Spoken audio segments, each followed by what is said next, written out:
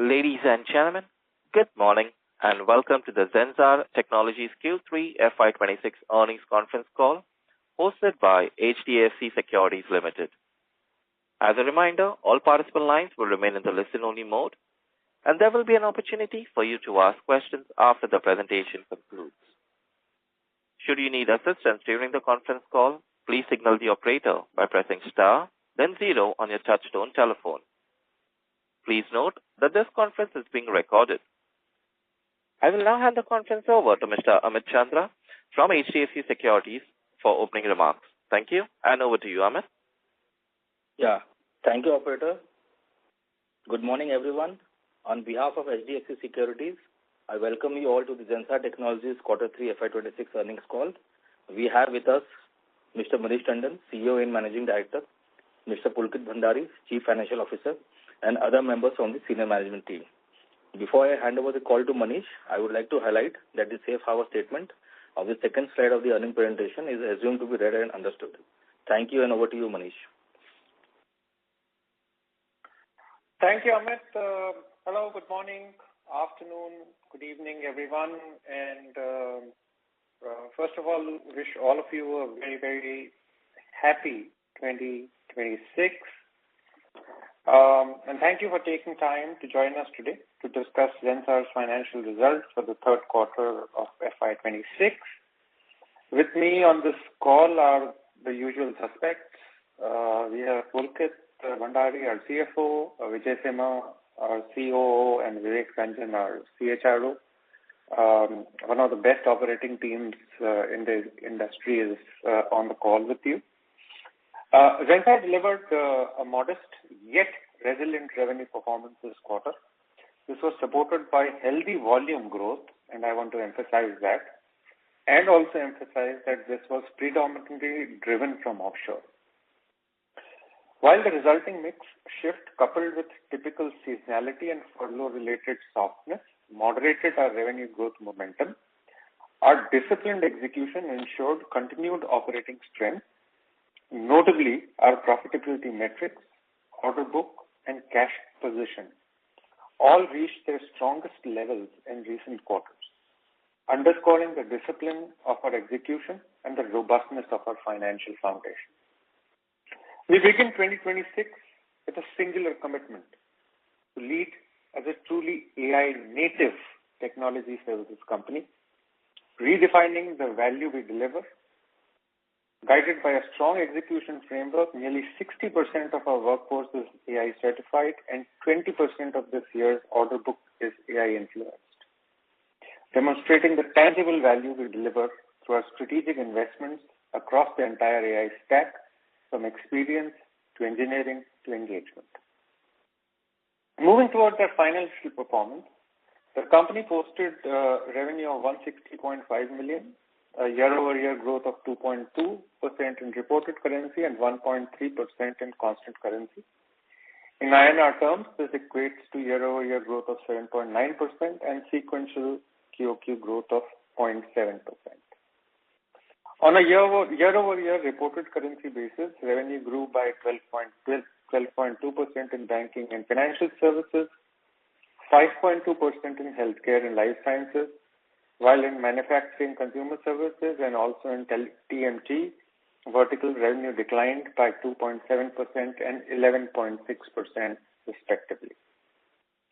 We are pleased to inform that after absorbing the impact of furloughs, our gross profit improved to 33.7%, sequential growth of 270 basis points. Our EBITDA improved to 17.4%, sequential growth of 200 basis points. Net cash and cash equivalent positions improved to 322.4 million, sequential growth of 29.4 million. And order book improved to 180.2 million, sequential growth of 13.6%. This, coupled with industry-leading 9.5% attrition, demonstrates our commitment to disciplined execution and our enriching culture that foster long-term relationships while continuing to execute our strategic priorities. With that, I will now invite Pulkit our Chief Financial Officer, to provide an update on critical financial data. Over to you, Pulkit. Thank you, Manish. Good day, everyone, and wish you a very happy New Year. Thank you all for joining this call. I will take you through some of the key business and financial metrics for the quarter ending December 25.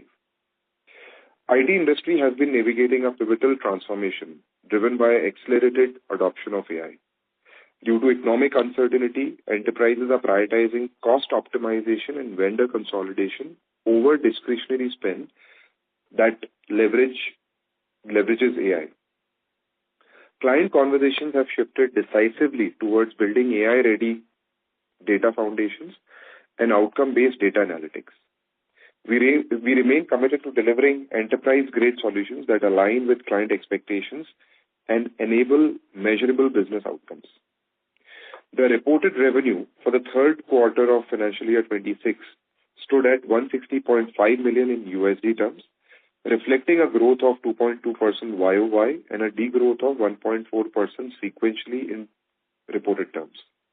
In constant currency terms, YOY revenue grew by 1.3% and sequentially it degrew by 1.3%. Our EBITDA this quarter expanded by 200 basis points, sequentially driven by positive forex impact of 0.7%, improved offshore effort mix by 1.4%, leave utilization benefit of 1%, other operational efficiencies of 0.7%.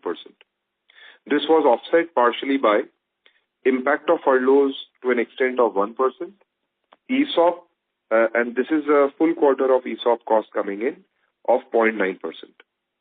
While we have expanded our margins, we continue to invest in augmenting capabilities, specifically around AI and sales. We maintain our mid-teen margin guidance. Our PAT for the quarter stood at 13.9%. This includes an impact of INR 25 crores on account of new labor code changes. We continue to monitor and assess the clarifications as we go into this new law changes. Some other key highlights. Our order book for the quarter stood at $180.2 million. Our book-to-bill ratio for the quarter is 1.12. Cash, including investments, stood at $322.4 million with an impressive DSO of 71 days. Our attrition improved to 9.5%. Diluted EPS grew to 8.7 per share, which is 9.4% growth quarter on quarter. The board has agreed to pay an interim dividend of 2.4 rupees per share this quarter. With that, I will now invite Vijay, our Chief Operating Officer, to comment further on Q3FY26 results. Thank you, Manish and Pulkit. Greetings, everyone. I will now share details about our operational efficacy, service line performance, and AI journey. Our utilization for the quarter stood at 83.5%, which grew by 60 basis points YOY and decline of 130 basis points QOQ due to the seasonal furloughs. The rigor associated with accelerated fulfillment and capability enrichment continued. We had a gross addition of 988 employees in the quarter. Our voluntary attrition was 9.5%. This is the fourth successive quarter where our voluntary attrition has been below 10%. The offerings from our service lines and industry services group continue to resonate well with our clients. The share of revenue from our service lines increased to 69% in Q3, which is 220 basis points higher YOY. On a YOY reported currency basis, cloud infrastructure and security services grew by 10.9%. Data engineering and analytics grew by 13.1%. Products and platforms, including CMO services, grew by 3%. Enterprise application services had a degrowth of 3.6%. The AI talent transformation initiative has seen significant growth in Q3. Our transformative Ignite AI Academy has impacted 7,300 plus unique employees with over 10,000 course completions in AI, generative AI, and agentic AI. This demonstrates our unwavering commitment to developing future-ready talent at scale. Industry-recognized certifications have also seen a strong uptake, thereby strengthening our technical credibility in the AI domain. The AI for Leaders programs has gained significant traction, driving innovation and leadership in AI adoption. We continue to deliver significant value to our clients in key AI engagements. A couple of examples of value delivered to clients are as follows. We have established a physical AI lab for a Fortune 50 client, which is focused on large-scale physical simulation and world model development. The lab enables multi-agent simulation, synthetic data generation, and closed-loop training to build high-fidelity world models that reflect real-world dynamics. Leveraging ZensAI, our agentic AI platform, we delivered an end-to-end modernization assessment program for a prominent financial services client for its retail credit processing platform. The engagement reverse-engineered 300-plus complex mainframe programs and interfaces and established an execution-ready roadmap, achieving up to 60% faster documentation, 50% faster rule extraction, and materially lower scoping risk. With that, we can now open the line for questions. Thank you. Ladies and gentlemen, we will now begin the question and answer session. Anyone who wishes to ask a question may press star and 1 on their touchtone telephone. If you wish to remove yourself from the question queue, you may press star and 2. Participants are requested to use their handsets while asking a question. Ladies and gentlemen, we will wait for a moment while the question queue assembles. We take the first question from the line of Nitin Padmanabhan from Investec. Please go ahead.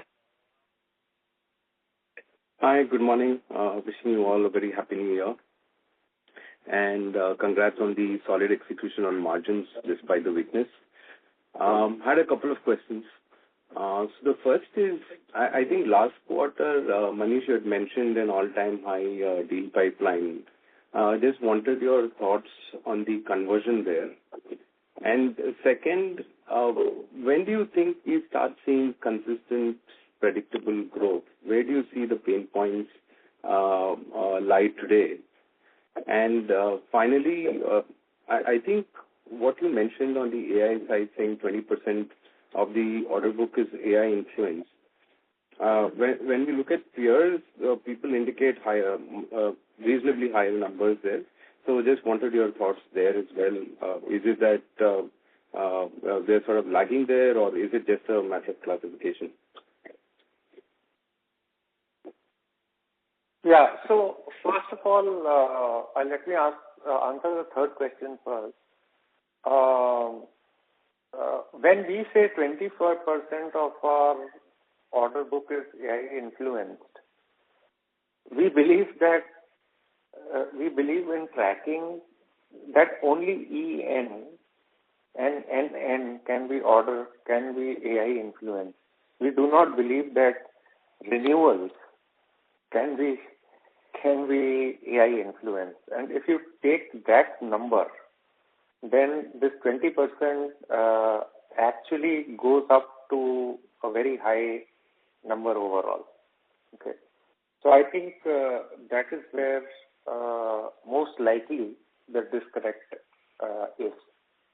And Nitin, I don't want this to treat AI like people used to treat digital, but suddenly 100% of their revenues became digital overnight. So I don't want to do that. So we are very disciplined in the way we report our AI-influenced order book. The second question on areas of softness remains TMT. Okay. Other sectors, there are pluses and minuses here and there. The area of weakness remains TMT. And while I point out to the area of weakness, I would say the area of strength remains financial services and insurance. Okay. That. And third is, you said a strong pipeline. So I just want to point out that while you guys are focusing too much on revenues, look at the volume growth also. Ultimately, the volume growth, what has happened this quarter also, besides the furlough, is that there has been a change in the on-site mix. And we have done more work offshore, and that is also reflected in the margin improvements that we have shown. So also, I think next quarter, if this volume growth is, I think it is sustainable. If the volume growth is sustainable with the higher number of working days that we see, we should start seeing a reflection in revenue numbers also. I also want to point out that while revenue growth is very exciting for everyone, I'm a bit old school.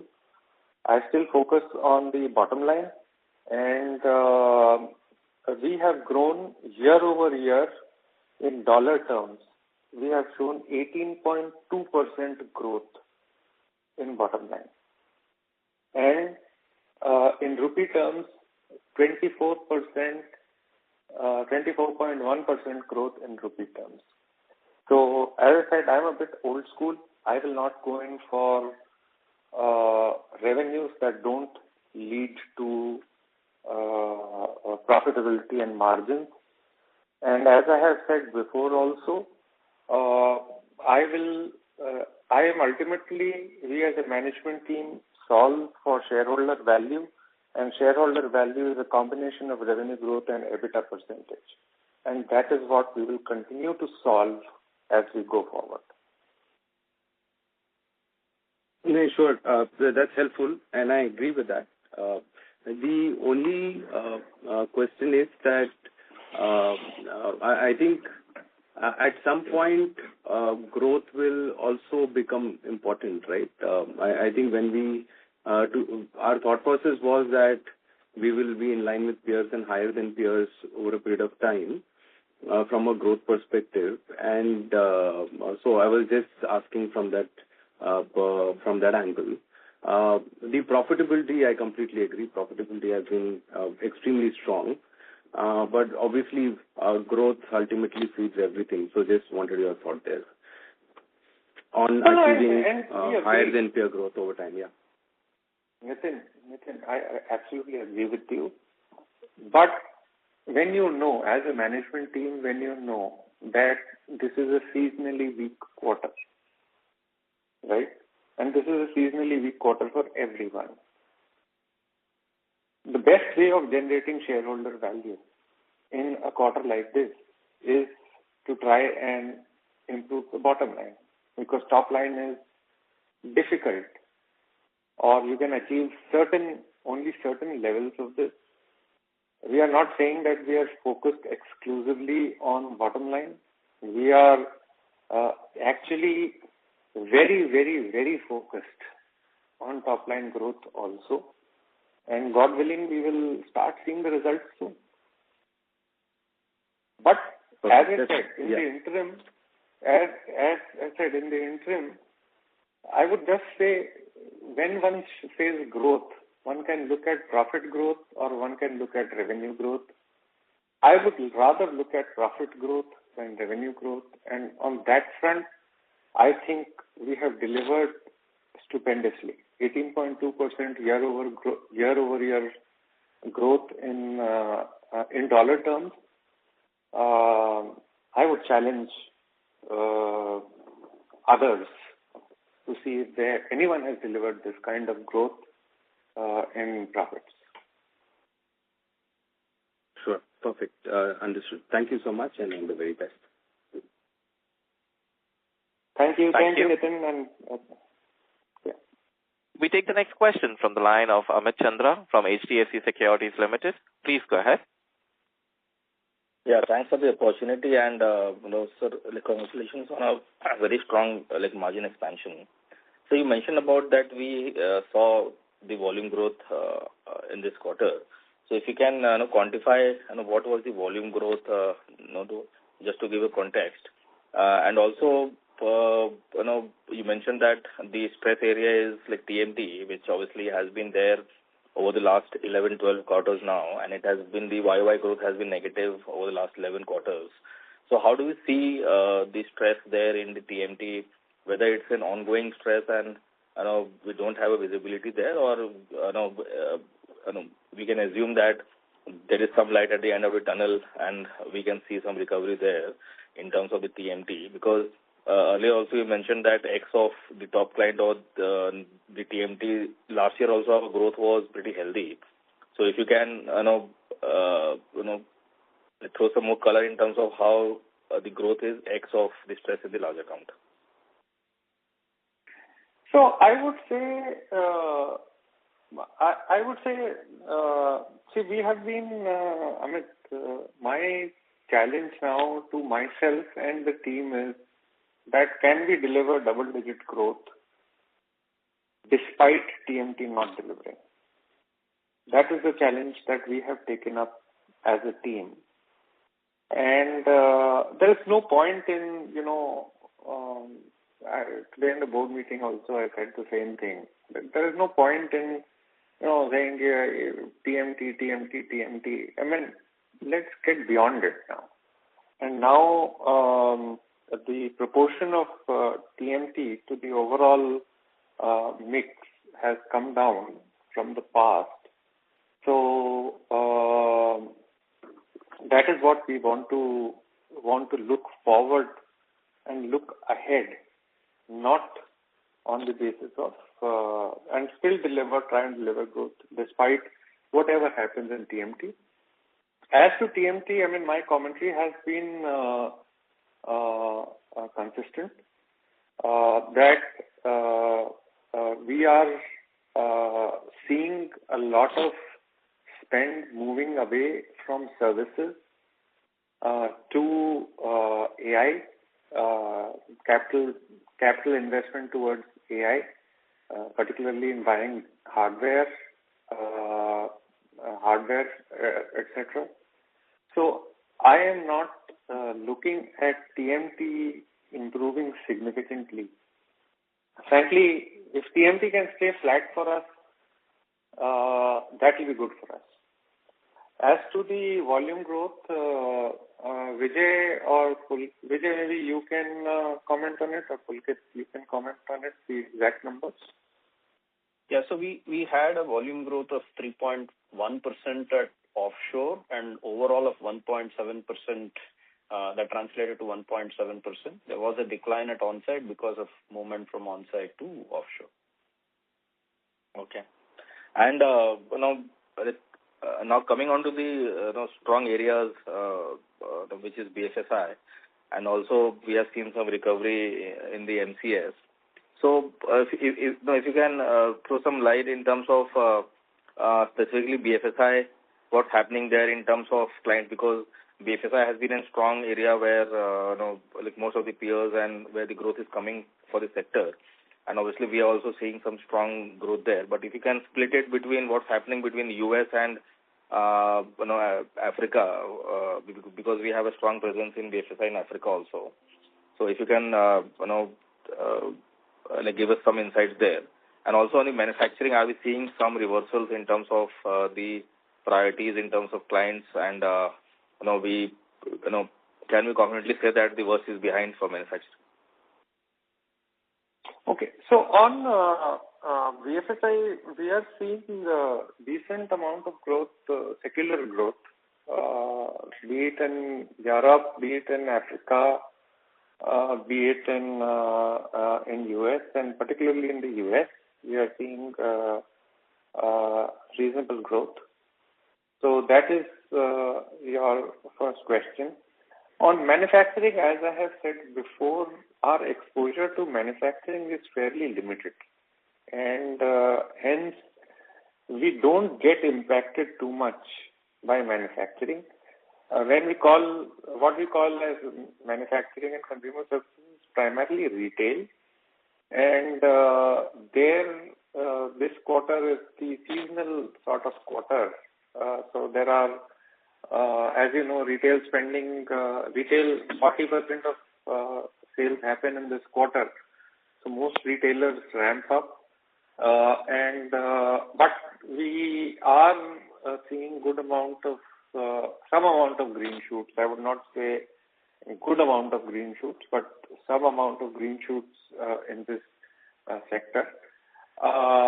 Life sciences, although you have not asked, there we are seeing healthcare and life sciences. There we are seeing continued headwinds, and primarily because in one or two accounts we have been at the wrong end of a consolidation. Okay. And sir, lastly on the margins front, obviously we have seen healthy growth. So is there any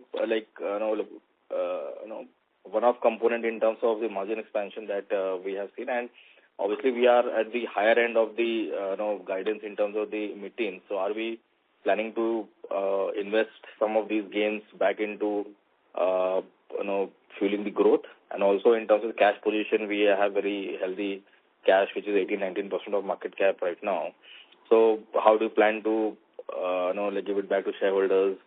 And in terms of acquisitions, what are our plans? So there are lots of questions, Amit. So let Pulkit answer all the financial questions.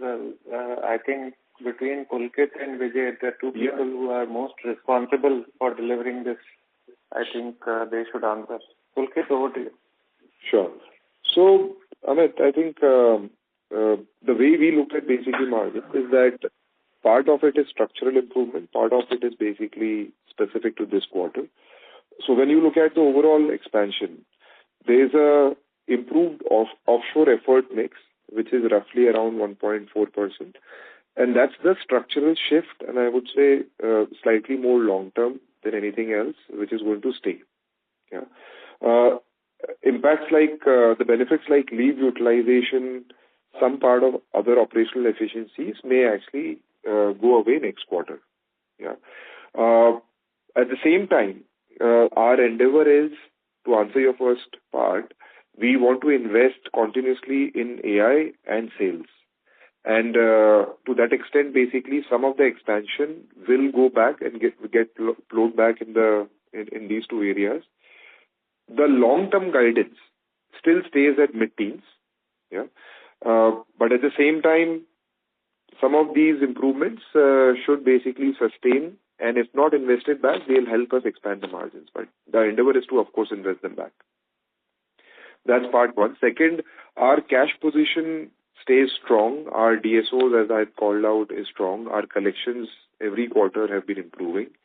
Overall, do we look at capital allocation ideas? Absolutely, yes. Do we evaluate M&A situations? Yes, very actively, but we are very mindful in terms of how they will be accretive, not just to the revenue, but also to the bottom line. So our decision making is centered around the ability of any idea which can help us, again, in the midterm to long term. They're not short-term solutions. So that's how we look at cash. You said distribution back to the shareholders. This quarter, again, we basically, like last year, same time, we had an interim dividend that we announced. This time it is 120%. Last year it was roughly around 100% of the face value. So we are improving in terms of our distribution ratios, and we would kind of do that balancing act between distribution and, of course, keeping cash for growth. Okay, sir. Thank you, and all the best for the coming quarters. Thank you. We take the next question from the line of Sandeep Shah from Q3FY26 Securities. Please go ahead. Hi. Thanks for the opportunity, and congrats on a strong execution on margin in a difficult quarter. So the first question is, when you joined at that point in time itself, you were knowing that TMT could be a pain portfolio, especially because of a large account client-specific issues. So any view why we were not able to compensate that by acting proactively in some of the other verticals? Is it more to do with the portfolio mix outside BFSI and TMT, which is hurdling us in terms of a proactive aggression? Is it more to do with macro, or is it more to do with our sales aggression, where we are not able to act proactively in terms of adding more deals, more pipeline, converting more pipeline into deals and into revenue to compensate TMT? Because now, as a percentage to sales, if I am not wrong, would have come down from high teens to closer to high single digit. So, any view on this and any change of gears in terms of acting aggressively on proactive basis? So, Sandeep, you are assuming that the platform that I inherited, I mean we, the management team inherited, was a stable managed services platform. That assumption is wrong. What we inherited was really a slightly more advanced form of a staff augmentation company, to be very frank. So we were grappling with multiple problems. And as I had said before this, if we didn't fix the margin issue first, then there will be no investment available to invest in the business, to transform the business. And that is why we took the important problems first. We positioned the company in a fashion that it can take advantage now of the new trends and the new things that are happening. And I'm very pleased to say that we are now in a position to really, be it M&A, be it investing in AI, be it launching new verticals, we have created the framework and the scaffolding in the organization to be able to do all those things. TMT is also now less than 10% of about 10% of our revenue, if I'm not mistaken. So its impact is going to be less going forward. That's the other thing. And almost all the sectors were struggling when we joined. So please do not forget that the run rate of the company was less than when I took over, was 140 million a quarter, if I'm not mistaken. So from there we have come a long way, and I feel very confident that now the company is really positioned to take advantage of the opportunities that the environment is presenting. Fair enough. Great reply to the question. And sir, just in terms of further to what Nitin has asked and you have replied, you said we generally prioritize on a profitable business. So that's a good strategy, because what investor wants is a EPS growth as well. But in that scenario, why we are not increasing our EBITDA margin goalpost? Because at one end, if we are saying we want to become profitable, at the other end, we are saying we are investing, but that is not yielding growth turnaround yet. So why not increase the margin goalpost, where currently the margin is much higher than the goalpost? So Sandeep, again, see, I outlined this philosophy very early in my tenure, that I am trying to maximize shareholder value, and for me, maximizing shareholder value in some cases may mean lower revenue but higher margin, but in most cases it means higher revenues and lower margins. Okay. So at this stage, as I was mentioning to Nitin, when you go into a quarter and you realize that this is going to be a soft quarter for everyone, what can you do to maximize shareholder value? You can only shore up and execute much better, execute to higher margins, and that's what we have done. If this quarter I get a large deal, for example, which is not margin accretive in the first year, it gives me that cushion to take up that large deal, even though it might not be accretive in the first year, right? The margin accretive in the first year. So this is while we can view it from a quarter to quarter lens, we can, but as a leader, I think, and as a management team, we are playing the long game. We are fixing the company Zensar structurally, and we are positioning it for much better things to come. When I joined, one of the things I told the team that the best is yet to come, and I am very confident even today that the best is still to come. Okay. And we have traversed that journey. Yeah. Fair enough, sir. Just last two question. In terms of offshoring, if business has grown on the offshore volume side, why on a Q-on-Q the offshore revenue mix is just improved by 20-30 bits? And second, is it fair to assume fourth quarter there could be a material growth bounce back as we recoup the furloughs, and the worst in the TMT may be behind in the fourth quarter, where it may not leak, but it may not grow and remain stable?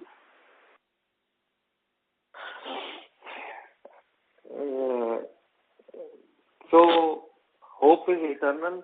Hope runs eternal is all I can say. Ultimately, volume growth will translate into revenue growth.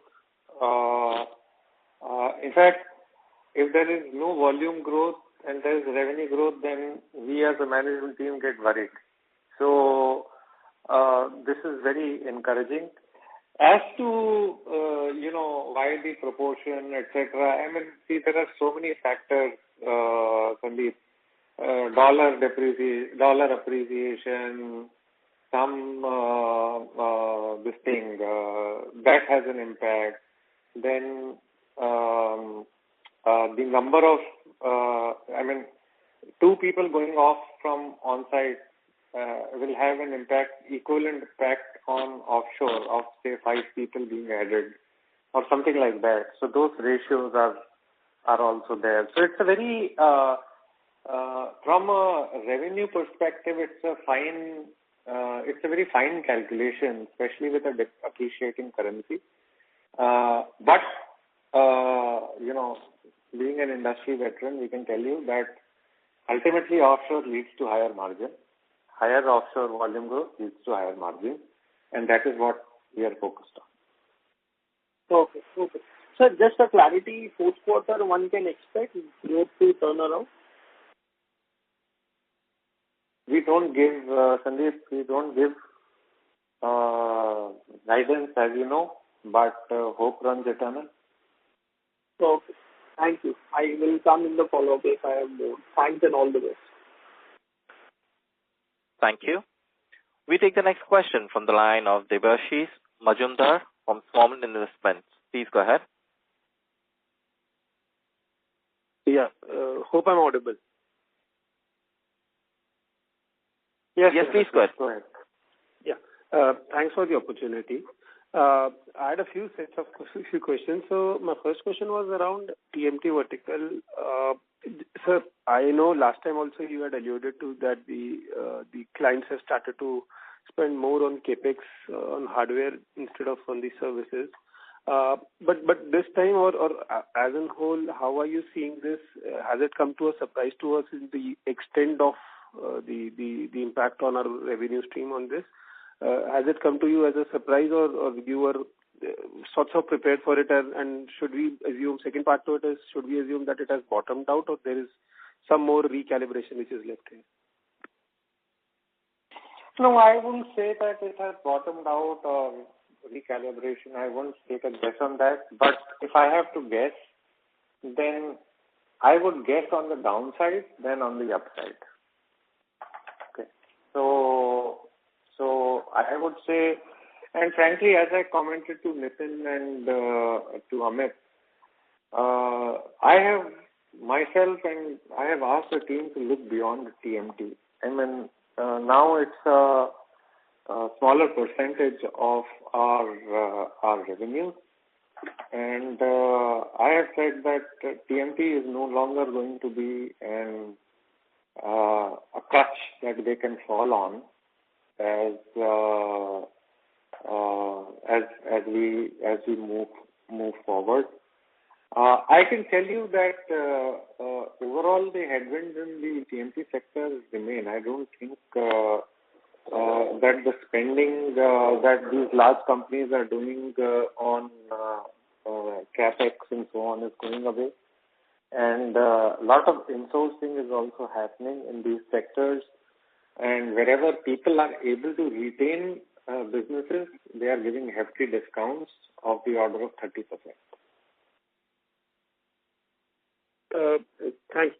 So just to follow up on this one, is the headwind we are facing in TMT is a broad all across clients, or is there a few, let's assume 1, 2, I'm not even alluding to the top one, is it a few set of client specific issue, or is it a broader theme you are seeing across?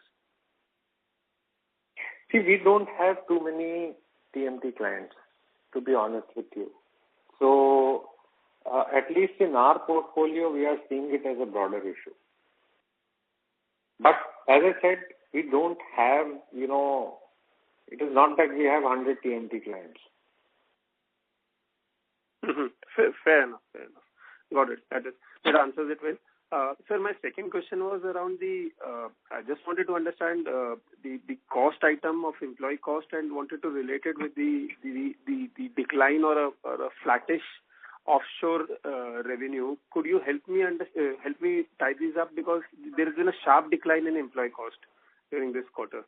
So how should I understand this? And is it a fair assumption that a few contracts or ramp-ups have been delayed, or we have reached to a phase where newer ramp-ups are taking time? How should we understand this? No, as I explained to Sandeep just before this, see, tying up, when the currency is stable, then you will see direct correlations. When the currency is depreciating so much, then you will not see direct correlations. Okay. But everyone in the industry knows that offshore is more lucrative than on-site. So when you look at total revenues, that has been, there is an interplay of currency and the utilization and volume there. So as to sharp decrease in the cost, I mean, all credit goes to Vijay particularly and Pulkit and Vivek also, as to how they have been able to manage the cost. Some of it I can tell you, it is because of leave provisioning, because this is the quarter where a lot of people take a lot of leaves and furloughs happen. So some of it, and Pulkit has also mentioned that there is a 0.7% benefit, correct, Pulkit, based on leave that we have got. Yeah, so just to basically add to what Manish said, one is basically higher leave utilization, which is roughly around 1% on an overall basis. Part of it would have gone into gross margin, part of it would have come to SG&A. The on-site headcount reduction is roughly around 52 in the current quarter. Last quarter as well, on-site headcount reduction came down by around 90. which was towards the end of the quarter. So the full quarter impact of that benefit is coming in Q3. Got it. That explains. Sir, on specifically, my third question was around the deal wins. So could you give some flavor as to what parts, what forms the existing new or a net new part onto it? And the second part was, to it was, are we comfortable with the current run rate of deal wins, and how should we understand that? Or what steps are we taking to just to improve this or to give it a larger number? Because we have had a higher number in the past also. Yeah, so as we have been maintaining, we are fairly comfortable as long as the number, the order bookings are somewhere between 0.9 to 1.2 times quarterly revenues. We are very comfortable with that. This time it was 1.12 our book to bill. So, that answers, I think, some question, first part of the question. The second part of the question is, before order booking, you have pipelines. We don't disclose our pipelines, but I can tell you that the pipeline is fairly strong. That we see how much we'll be able to convert and in what time frame, that we have to accelerate, and we continue to focus on doing that. Sir, part two question was the renewals and the new part of the yeah. Yeah. So if you look at out of the Pulkit, do we disclose EN and NN or no, we don't. Yeah. No, so a certain flavor to it. Just I understand that you don't give the exact numbers, but just a flavor to it. As in a year back, how it was, or has the proportion changed? Or how are we seeing that? Some I would say it usually is about 25 to 27 to somewhere between 20 to 30% is what EN and NN normally is. Sometimes if you have a large deal or something, it's slightly higher, but usually it is in this range. And no certain major shift in terms of a year back and today's order book. It has predominantly been in the similar range, you're saying? No. E and NN order book has been in the similar range. Oh. But our order book, average order book is last 4 quarters, the average order book was somewhere around 185 or something, if I'm not mistaken. And this quarter also it is in the same range. I'm looking at the order book numbers. So last quarter it was 158.7. Before that it was 172, and this quarter it is 180.2. Thank you. We take the next question from the line of Nikhil Chaudhary from Nuvama Institutional Equities. Please go ahead. Yeah, good morning, everyone. Thanks for the opportunity. My first question is on offshoring. We have recently improved offshoring by more than 400 basis points in the last 1 year. Where we are in this journey, and do you intend to increase offshoring further, and is there any target? No, there is no. Ladies and gentlemen, we have lost the line of Manish sir. Please stay connected while I rejoin Manish sir. Thank you.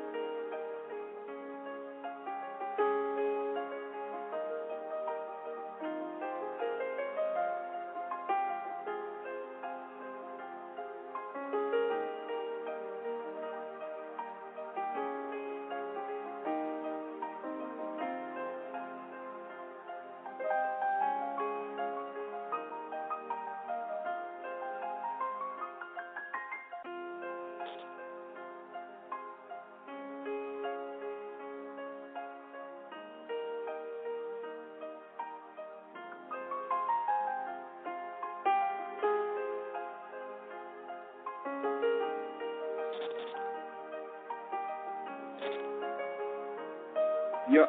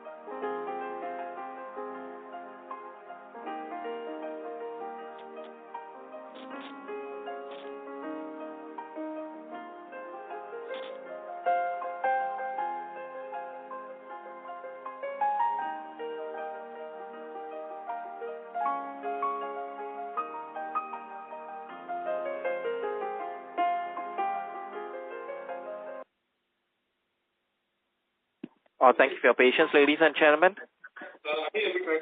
Nichols, if you could please repeat your question. Sure. Thank you.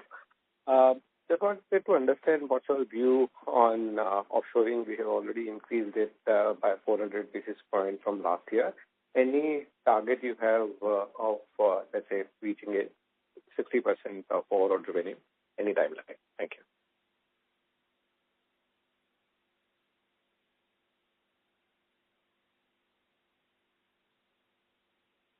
Hello. Hi. Pulkit, you want to go? You want me to take it? No, Vijay, you can take that, yeah. Yeah, so look, we don't have a specific target in terms of increasing the offshore ratio. This is based on the type of work that we are getting. And with AI, the advent of AI, we are able to do a lot of these stuff at offshore, and that has been the reason why it is actually progressing. But to your specific question, we don't have a target saying this is the offshore percent. I think we are in a range-bound stuff, and this is the right range when it comes to offshoring. Got it. Thank you. Second one on growth, with us delivering 1.3% growth, which is lower than the industry growth, compared to our guidance of moving up in growth quadrant from bottom quadrant to top quadrant in the next 3 years, do you think is it possible for us to, let's say, deliver even mid-single digit to high single digit growth next year, especially in the backdrop of our 9-month deal win has declined by high single digit, and most of the vertical outside of BFSI is actually facing headwind. So what's the timeline or journey or plan to reach the double-digit growth, and can we at least deliver, let's say, mid to high single-digit growth in FY27? So some color there. Thank you. Growth, you want revenue growth or you want profit growth? Revenue growth, sir. And profit, if it doesn't grow, that's fine. Okay? No, sir. Profit growth is obviously very surprising and encouraging. So just want so we have our profit growth in dollar terms is 18.1% year over year. I challenge you to find any large-scale players who have delivered 18.1% profit growth year over year. Without doubt, sir. But any color in terms of revenue growth perspective, just from our own modeling, how should we? Revenue growth? कितना चाहिए आपको बताइए? कितना चाहिए? Maybe I can also buy revenue, ना?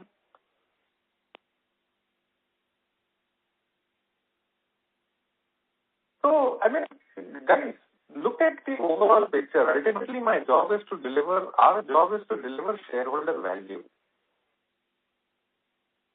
Shareholder value comes from, as I'm old school, I know, but shareholder value comes from profit growth, EPS growth. Our EPS growth is 24.1% year over year. Our profit growth is 18.1% year over year in dollar terms.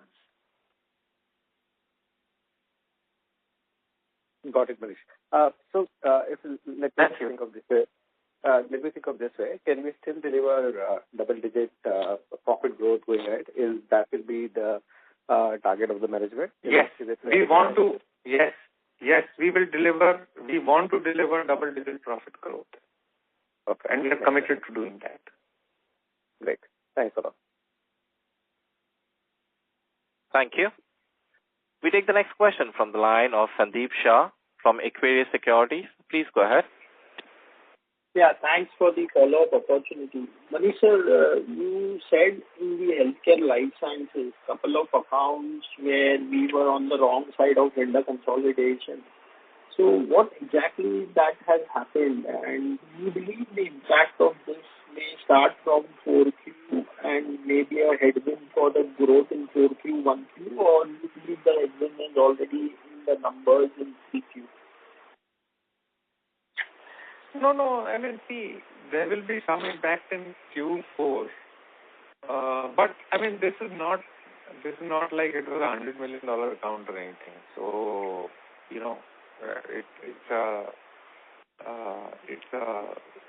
we were doing some project which got consolidated, where we got consolidated out. It was not that in an account we got consolidated out. But, in healthcare life sciences, overall size of the revenue, the size of the vertical is only 70 million or so. Then even a 2-3 million thing, consolidation has an impact, correct? So that is the only thing. Nothing for you to be, I mean, overall at a company level, nothing to worry about. Okay, fair enough. And sir, based on the commentary, it looks like 70% of the portfolio, both on BFSI and MCS, has been doing well and we are confident. But will it be enough for you to drive the growth, or do you believe we may have to add organically and inorganically new portfolios which will help us for a long-term growth aspirations? So we are actively looking for inorganic opportunities, frankly. And but again, cash that we hold belongs to the shareholders, and we want to use it very judiciously, not just to go and arbitrarily buy revenues. We are not interested in buying revenues. We are interested in doing strategic acquisitions that can lead to long-term shareholder value. So we are cautious, but we are aggressively looking at opportunities. Okay, thanks. Fair enough. All the best. Thank you. Thank you. Ladies and gentlemen, with that, we conclude the question and answer session. I now hand the conference over to Mr. Manish Tandon for his closing comments. Thank you, everyone. It's pretty late. Actually, interestingly, I got dropped off because my cell phone went into do not disturb mode. So, before we conclude, those of you who are in the US and in India, I want to reiterate my gratitude for being on this call. Most of all, I want to convey my gratitude to our clients for their continued trust, to all the Zensarians for their unwavering dedication, and to, of course, all of you for your confidence and support as we embark on this shareholder value creation journey. I think Q3 reflected the expected seasonal softness combined with the impact of change in volume share mix. Yet our year-over-year revenue growth, profit growth, significant market expansion, healthy order book, and robust cash position all reinforce our confidence in the path ahead.